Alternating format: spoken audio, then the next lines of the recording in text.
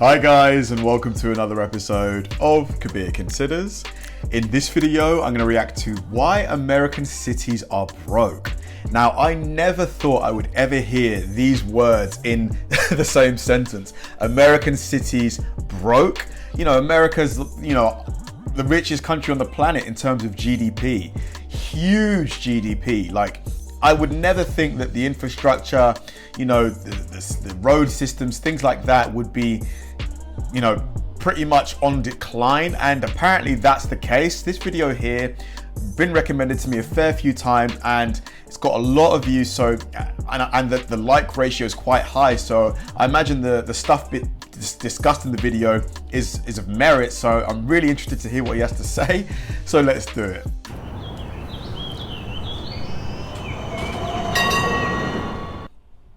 Welcome to the third video in my Strong Towns series. If you have no idea what Strong Towns is about, you might want to watch the first two videos, but it's not strictly necessary.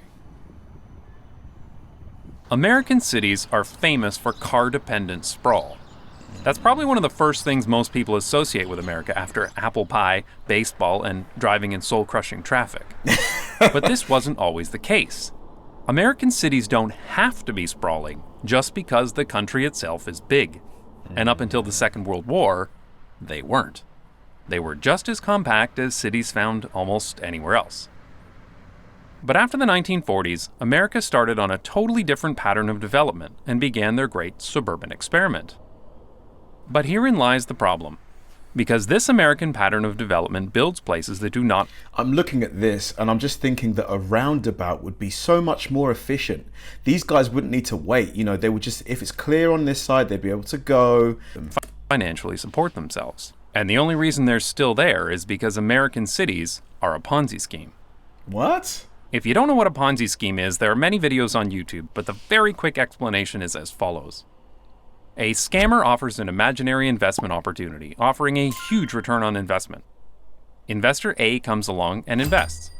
Now, the scammer doesn't actually have the money to pay investor A. He gets another investor. Yeah. So he takes on another investor B. He uses the money from investor B to pay investor back. A, pocketing a little for himself, of course. But how does he pay investor B? Easy. He just brings on investors C, D, E, and so on. Yeah. This works out great for our scammer, but the moment that growth stops, he has a very big problem. In the end, all Ponzi schemes fail. It's just a matter of when. One of the key insights of Strong Towns... But then again, maybe they don't. Maybe the only ones that fail are the ones we hear about. Maybe there's still successful Ponzi schemes happening right now. ...is that the way that US and Canadian cities have been built since World War II follows exactly this model. American-style suburbia is dependent on growth to stay financially solvent. The moment these cities stop growing, because of a financial crisis, a radical change in the job market, or any one of a number of other factors, everything starts to fall apart. Strong Towns calls this the growth Ponzi scheme. Now, unlike financial fraud, the generation who started this process didn't do it intentionally. After World War II, America was a prosperous country, and with low-cost automobiles available, it seemed possible that every American could own their own house, on their own piece of land, and the American dream was born. This became so central to American psychology that the idea that suburban development provides prosperity is taken as fact by almost everyone in the country, and the same goes for Canada too. Part of the problem is how suburban growth is financed. When the suburbs began, huge amounts of money from federal and state governments were given to cities to build out their suburbs. This still goes on today. For example, when a city wants to build a new road or freeway, usually less than a quarter of the funding comes from the city itself. The overwhelming majority comes from the Department of Transportation and other higher levels of government. Right. So cities don't have... But that's not so dissimilar to what we have here. The government provides a bulk of the funding, and then the local council will provide, say, 20 to 30%. So it's not too different to what we have here in England. Have to pay very much to build new infrastructure, but they do get a big influx of tax revenue from the new developments that spring up. This brings us to the first problem. It encourages cities to build lots of new developments, even if they don't make any financial sense. I see. Of course, all this new cheap infrastructure comes with a very important catch. The city may get it built for cheap, but the city is ultimately responsible for paying to maintain that infrastructure forever. See. And I'm guessing a lot of it is not maintained properly and is falling apart. On the surface, this is fine. Governments want to invest in their cities because they are the engines of economic growth. And for the city, this should be fine too. They collect taxes from the new developments that spring up around that infrastructure, and those taxes go towards future maintenance. The big problem begins if there isn't enough tax revenue collected to cover the replacement cost of the infrastructure. Right. And that is exactly what has happened with car-dependent suburbia, because car-centric sprawl is horrendously expensive. To explain this problem further, I'll use the example of a, quote, ideal development that is often used as an example by strong towns. Imagine a new suburban housing development on the edge of town. In this case, the developer completely pays for the street and turns it over to the city for maintenance. The residents move in and start paying tax revenue. This couldn't get any better for the suburban municipality. Free development, free road, a bunch of new tax revenue. This is awesome. Now, the municipality in this case would put a little bit of money aside for the maintenance of that road. So what would this look like in an American suburb? Well, at first, streets don't need a lot of maintenance. They may require some minor repairs such as filling cracks, but in general, new streets are pretty cheap. So the suburban city's cash flow looks something like this. Everything looks pretty great until the end of the street's life cycle, because eventually all streets and roads need resurfacing. Yeah. So suddenly, the graph goes like this. If the city were just this one street, it would already be bankrupt. But cities aren't just one street. They're made up of hundreds of streets and individual developments. Yeah. So assuming a new development every other year. How much do you guys pay in in taxes, in home tax? Like, I don't know what the technical term is over there, but here it's called council tax. So we pay about, I think it's about £4,000 a year for our council tax, and that goes towards maintenance of streets, lampposts, libraries, stuff like that. Like, is that a similar amount to what you guys pay? Because surely if everyone's paying that, there's got to be enough to maintain the street. A real growing city's cash flow would look something like this, with new developments covering the cost of past developments. As you can see, growth covers the problem, and the city is financially solvent again. Yay, this is great! Let's build more! Lots of asphalt and free parking for everyone! But when you get a couple of generations into the suburban experiment, the maintenance obligations of the past start to catch up with you. Suddenly, your suburb's finances start to look something like this. Oh dear. Because when you lose money on every development, you don't make it up in volume. Now, it's important to note that this is an ideal case, as this model assumes near constant growth. In reality, cities have phases of growth and phases of decline, Absolutely. and this situation is made even worse. Exactly. Think about a city like Gary in Indiana. That's been in negative decline, I think, for a couple of decades, I believe.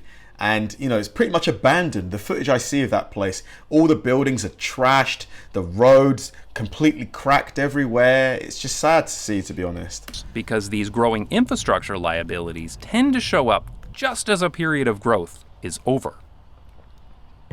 Many Americans like to brush this off by claiming that cities do actually collect enough tax revenue, but it's all lost to corruption or inefficiencies or unions or whatever. But the reality is that most American suburbs collect only a fraction of the tax revenue required to actually finance their sprawling infrastructure. But why though? Because I understand that you don't want to ask for more tax because people will be against that. But if you know that you're not getting anywhere near enough to maintain the place, you're just shooting yourself in the foot, aren't you? You're not really tackling the problem. Strong Towns has several case studies about this, such as this example of a suburban road that needed resurfacing.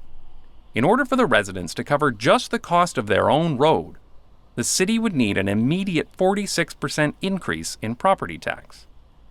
And there are so many other costs to a city beyond just roads, such as sewer and water systems, sidewalks, treatment systems, pumps, water towers, plumbing, stormwater ponds, as well as all the operational costs of running a city, such as police or fire departments.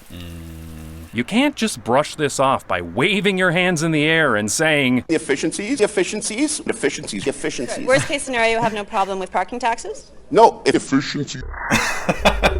I'll link to this and other cases by strong towns in the description.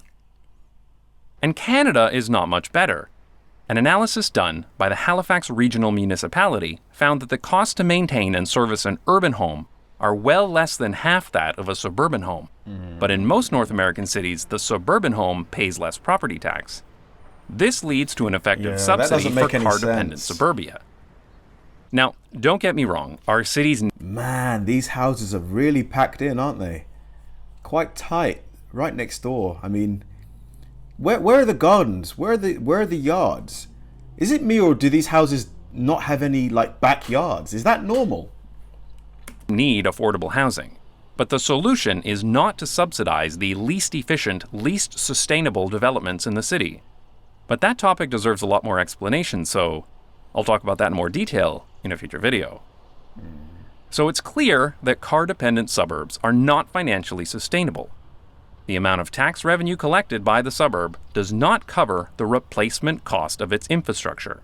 And so suburban cities become addicted to growth, any kind of growth, even second-rate taco joints, just to bring in enough tax revenue to cover the second-rate taco. There was no need to go for Taco John's like that. their maintenance obligations. But we've had several generations of this suburban garbage, several life cycles of road, water, and sewer replacements. But somehow, suburbia is still there.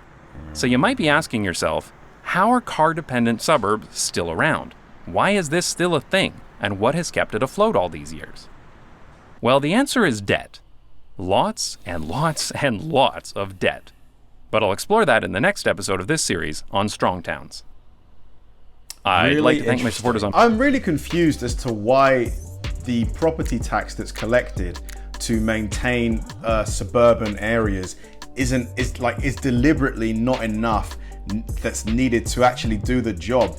I get that nobody wants to pay more tax. You know, nobody does. I understand that. But I'm pretty sure most reasonable people, if you told them that, you know, if we ask for, say, 20-25% more in property tax, you know, all of these cracked roads, all of this failing piping, all of this bad water, because I think in Flint, Michigan, they had a really bad water crisis there.